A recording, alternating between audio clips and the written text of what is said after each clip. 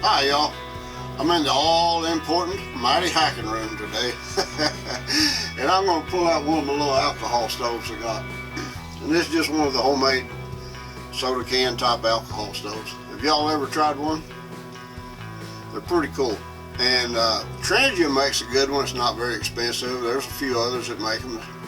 They're not too expensive, but just something kind of satisfying about having your own and using it. And you get using these, and I'll tell you what, you can get pretty hooked on these just because it's just kind of cool because you made it. They're super light, just grams. And if you're not in a big hurry when you're out backpacking, man, they work really well. So let me show you how I make these. Alright y'all, Michelle's not home right now, so I can get by with using the kitchen table without getting my butt in trouble. Let's take a look at what we got here.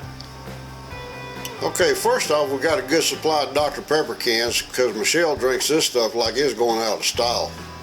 Baby, you got to slow down on these things one of these days. That can't be good for you. Alright, we got a tape measure. We've got a cordless drill. We've got a 3/8 and a 1/16 drill bit.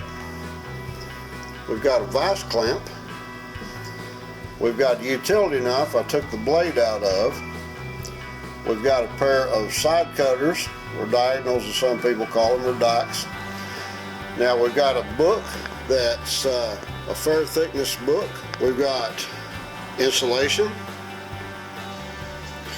And we've got hardware cloth. And what we're going to do with this is we're going to build us a pot stand with that. And you can get this at any hardware store. We used to just call it rat wire.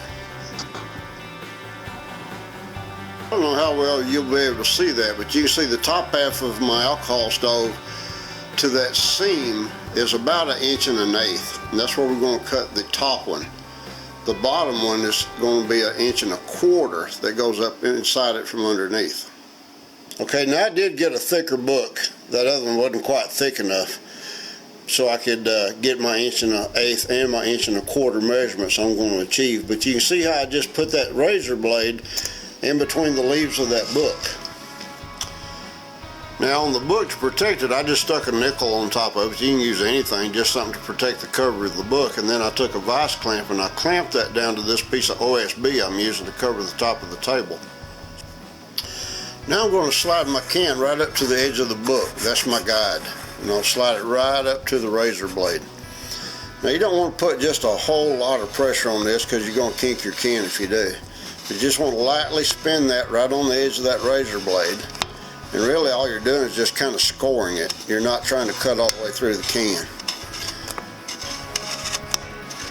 And I'll spin it around a couple of times. Once I'll get around a couple of times, then I'll put a little more pressure on it and I'll insert the blade into the can. That's my starting point. Okay, now I'm going to take my can back out, and right there where I inserted that blade, I'm just going to take my thumbnail and I'm just going to kind of push that in and just slightly work that around that can where I scored it with a razor blade.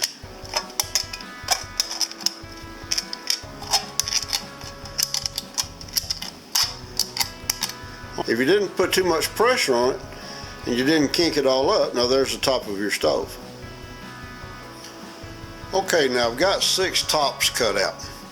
The next step is I'm going to turn each of my tops over and I'm going to take a 3/8 drill bit and I'm going to drill a 3/8 hole right in the center. That's my fill hole.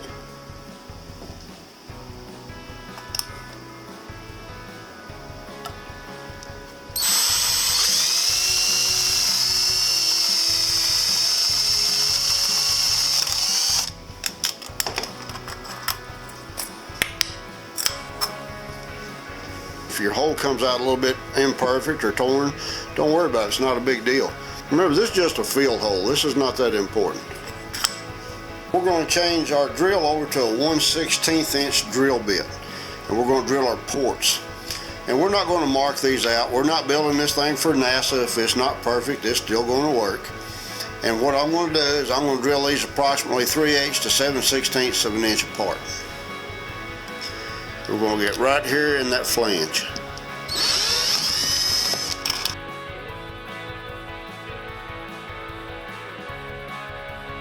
Now once you've drilled all your ports out, if you just take your top and you flip it upside down, a lot of times you're going to find some little burrs in there where you just drilled your ports. I don't know if those are really going to hurt anything, but I just don't want them in there. So what I'm going to do is I'm going to take my drill bit and I'm just going to go back in there from the back side, and just real quickly I'm going to chase those ports back out just to deburr it.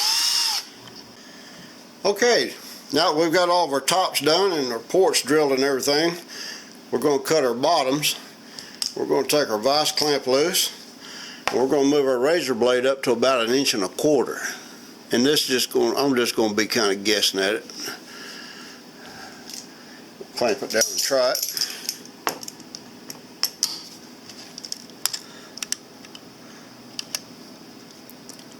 I don't know what y'all think. I think that's close enough to 1.25 inches.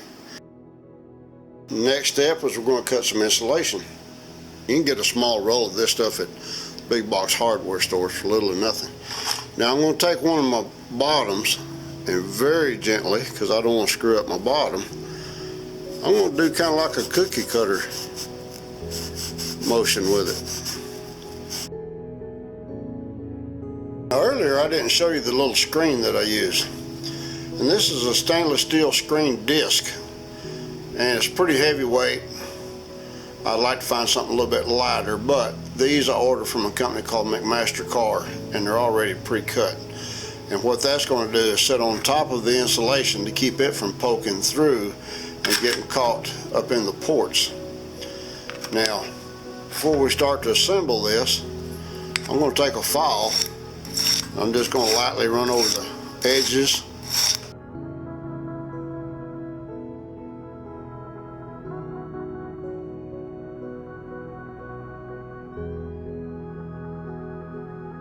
Alright, if everything worked out for you, here's the finished product.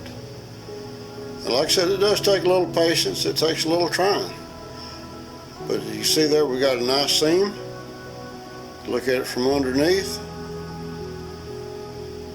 And that will seal pretty good. The point of the insulation is if you get an accidental spill, that's going to keep all your fuel from pouring out. And it will not affect the burn of the stove.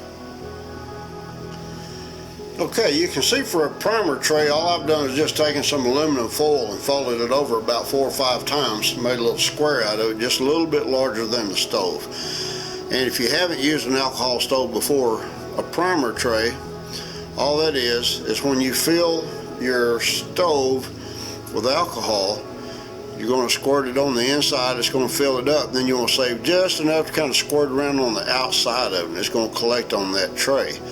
So you actually light it on the outside, and as the outside is burning, the alcohol gets to the point of boiling, which makes vapors, and then your ports will fire up just like a burner on a stove.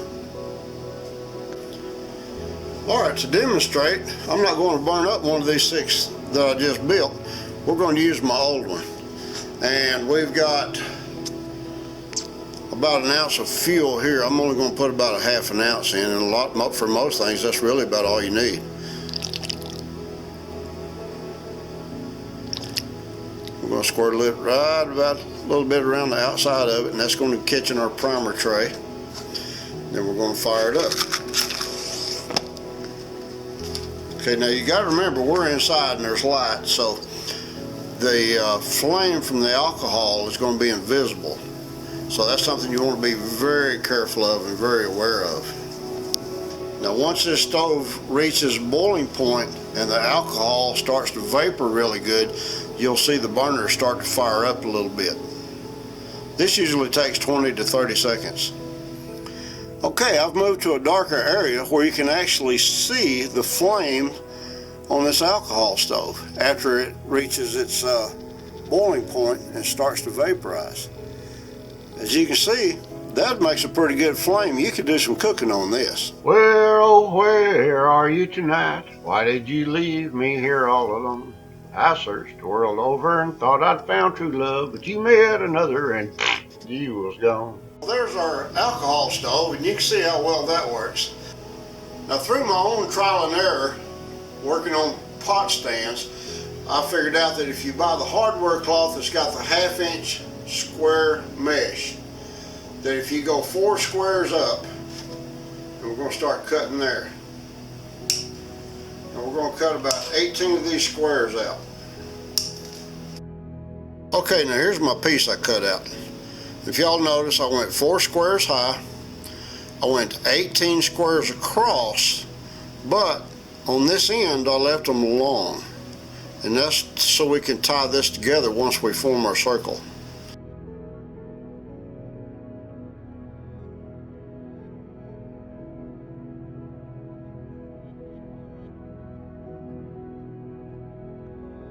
Alright y'all, there's my version of the soda can alcohol stove.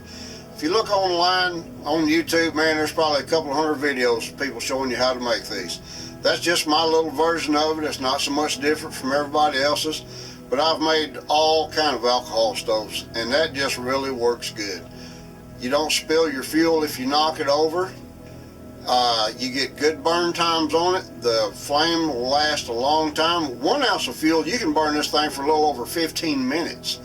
A half ounce of fuel is usually good enough to boil half a cup of water in 7 to 8 minutes, you know. So these things work really well. If you're doing a long distance hike like the PCT, the CDT, or the AT, you're probably going to use 2 or 3 of these things up. But just for the average hiker, I wouldn't be afraid to say that this thing probably lasts you a good year to 2 years. I've got one that you've seen in some of my other videos that I've been using for a year, and it's still in perfect condition. So as far as fuel, I've done fuel comparisons. I'm not going to bore you with that, man. That's just, to me, that's boring. But I've done my own, and heat in the yellow bottle seems to work better than anything else. And I've compared that with cans of denatured alcohol. I've compared it with isopropyl alcohol, 70%, 90%. Don't do that, man. That soots up your pot so bad.